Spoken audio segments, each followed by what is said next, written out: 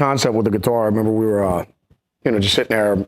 I've just been checking out other guitars, like in Vintage Guitar Magazine, where, it's like Toys R Us, guitar players. But the whole thing is, I'll be thumbing through that I get it every month. So it's just like, just thumbing through that and just checking out cool gear or anything you want to get. So it's just like, just like all the, the Phantoms, the Vox guitars, like all, these butt ugly guitars that they made in like the late 50s and 60s and stuff like that. And it's just like even any of the early Gills and all the, just like, just they're cool guitars.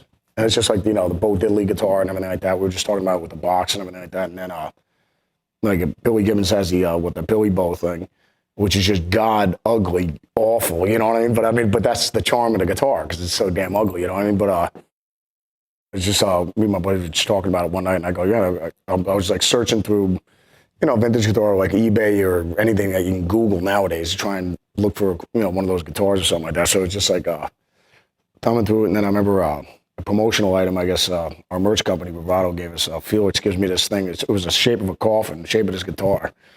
And it had the Black Label logo on it. And then it had lollipops in it, with all the song titles and stuff like that. But I was just laughing. Looking at the thing, it's about like this big. I just put it down on a piece of paper and drew a neck on it. And I said, man, that'd be pretty cool if they made a guitar out of it.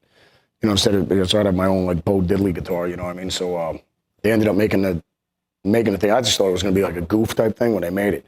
But, they did an awesome job on it. I was shocked when I got it, the way it plays and everything like that. I was saying it because it almost kind of, sitting down here, it plays like an SG, but, and actually pretty much it's real similar to an SG in that regard because it has the all mahogany body, just one piece, like on an SG. But the neck has the, like on my Les Pauls, but the neck's more streamlined, kind of like an SG or like a 1960s, like a classic neck on a Les Paul. But it has an ebony fretboard with the maple neck, with the back of the neck is maple, which I have on my Les Pauls, Zakk Wylde Les Pauls. But the thing plays great though, man. I love it with the Floyd Rose and the whole 9 yards, the whole kit and caboodle. So, and the EMGs, obviously. On mine, I always put the active ones in them. But what they did for the signature one, they end up putting the passive guys in there, to give everybody the option if they want to have the passive ones or get the live ones. But aside of that, they did a slamming job on this.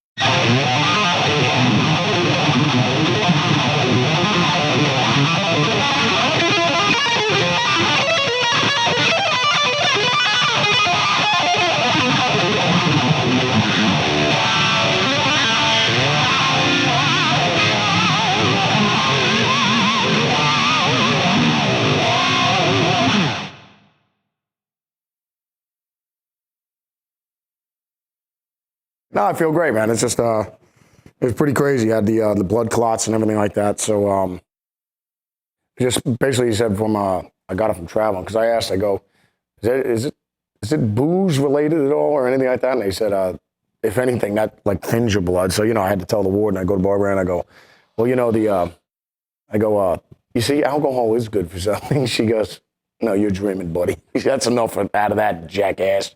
So, no, but needless to say, no, it's just from traveling. I guess, a lot of truck drivers get it and stuff like that. So, but it was crazy because I said, it's not like we're sitting there. I told him, I go, it's not like I'm driving the bus. You know what I mean? So he just said, but if you're just sitting around, I go, but it's just like any other musician. If you're sitting down practicing or sitting down recording, whatever, it's just like, that's pretty much how he said I got it. But, the three of them passed through my heart. And I go, what is it, kind of like a heart attack? You feel like it coming on where you're like, dude, I got to get to the hospital. He goes, no, you just die right there, dude. I go, so three of them, that means 3 times. I should have just croaked right there. And he goes, yeah. And I go to Barb and go, there's a reason why I'm here. I'm going to torture you, woman, for the rest of your life. Still a love story, though, at the end of the day. She knows it. But anyways, no, everything's cool, though, aside of that, But that's why we're getting ready to do this show on Halloween. The rest of the New York chapter, and then after that, obviously doing promotion with the new Graveyard Disciple guitar. So that's about it. And then the new, all the new stuff that Gibson's making, the BFGs. Have you tried those things yet? They're slamming, dude. They're chambered and everything like that. But the necks play amazing. But it's like there's no lacquer on them, and it's just like basically just the top of a Les Paul. It's just like it's killer. They did a killer job with those things too. That's about it, man. Just going out, and then I guess we're getting ready to do that Les Paul tribute show like the 18th of November. Then after that, gonna go to China, go to Japan, go to Australia, and go back to California, start working on the next Black Label album. Then the machine starts rolling once again. I mean, if you're a musician, that's what you do. You tour. Any musician is just like so. It's basically I'm just taking these blood thinners. If I got to take them for about a year, and then they check me after that, and then it's just otherwise it's just like for the rest of your life you got to take these things. So that's about it, man. So no more booze, but that's why I've switched over to heroin light, and crack cocaine. Seems to be working well with my slim girlish figure. I get to eat more junk food now, so I'm pretty happy with the results. Needless to say.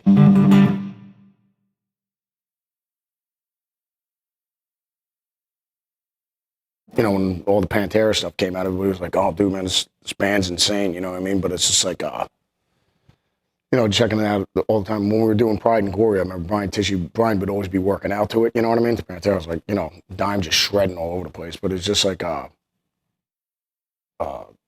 think we were doing a P&G gig in Donington, like 93 or something like that, 94 or whatever, and then with Pride and Glory. And that's when I finally met Dime. So, we stayed and watched the P&G set, and then we stayed and watched Pantera whoop some ass. And then, so ever since then, we were hanging out, talking all the time and everything like that. But, yeah, so, I mean, you guys all know how insane Dime was. I mean, it was always a good time whenever Dime was around. So, no, it was about it. And then like you said, we'd exchange guitars. I'd hook him up with the Camel Les Pauls or whatever. He'd hook me up when he was with, Washburn. He'd hook me up some of his fiddles over there. And then he got me, I remember because he was so psyched with the Dean thing when he got when he was doing the Razorbacks and everything like that. So hooked me up with that sucker. I got that thing as well. I did gigs with it and everything like that. So I still got her at the house and I jam on it all the time. But no, Don was awesome, man. Without a doubt.